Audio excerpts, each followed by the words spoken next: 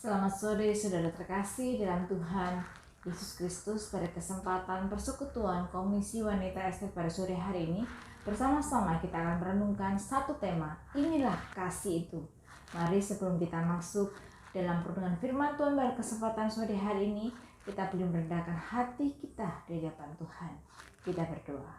Bapa di dalam kerajaan surga, kami bersyukur kepadamu ya Tuhan, karena Engkau tetap mengasihi kami dan senantiasa mengasihi kami apa adanya, sebagaimana keadaan kami.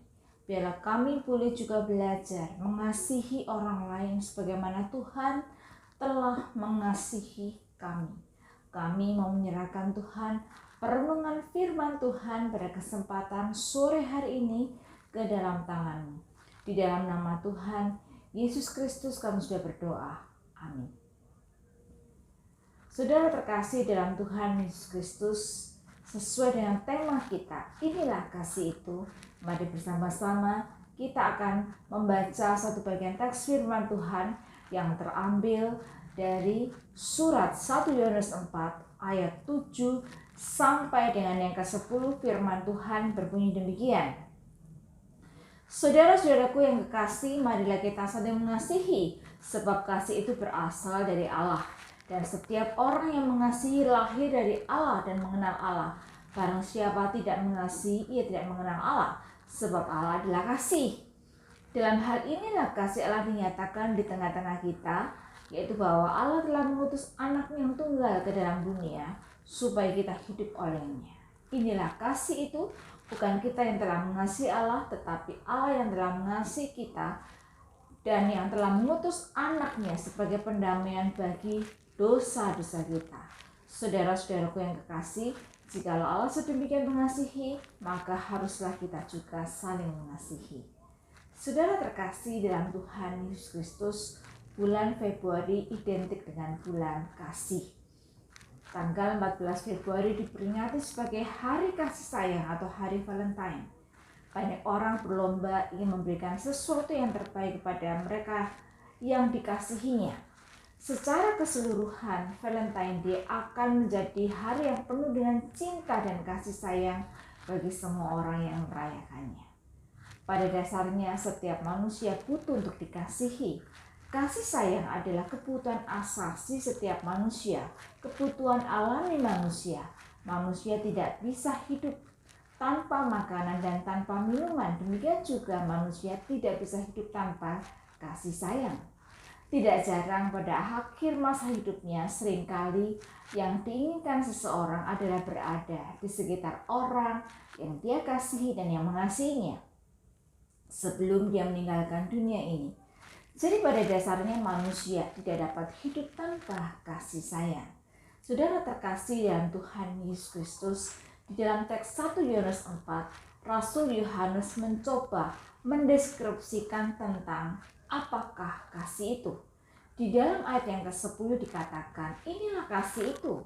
Bukan kita yang telah mengasihi Allah, tetapi Allah yang telah mengasihi kita dan yang telah mengutus anaknya sebagai pendamaian bagi dosa-dosa kita.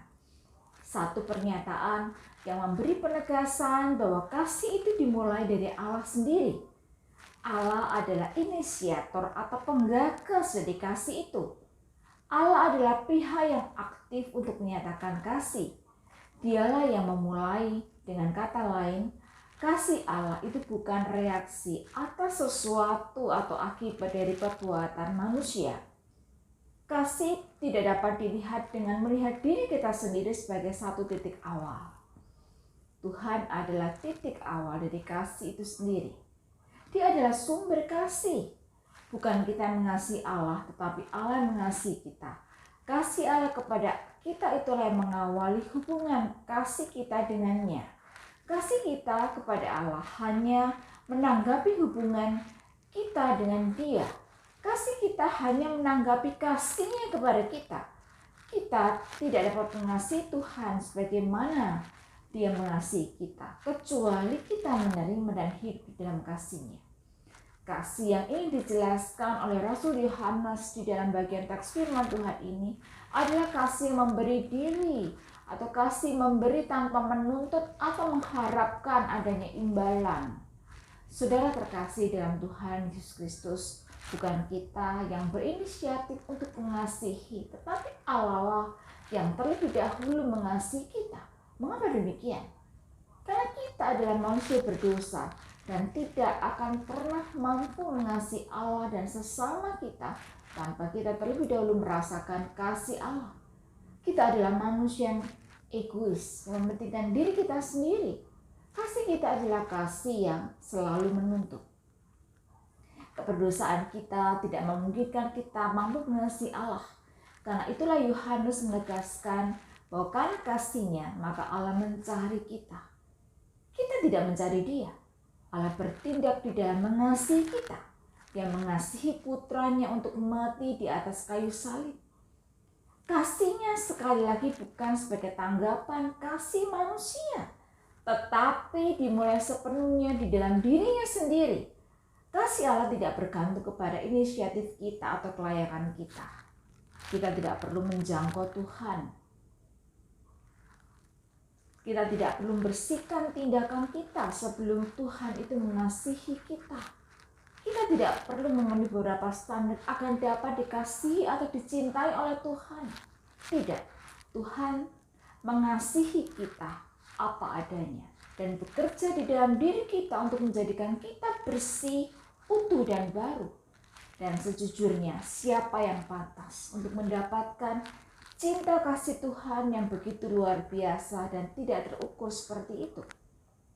Jikalau Allah sudah mengasihi saudara dan saya dengan begitu luar biasa, maka yang harus kita lakukan adalah kita harus saling mengasihi. Saudara-saudaraku yang kekasih, jikalau Allah sudah demikian mengasihi kita, maka haruslah kita juga saling mengasihi.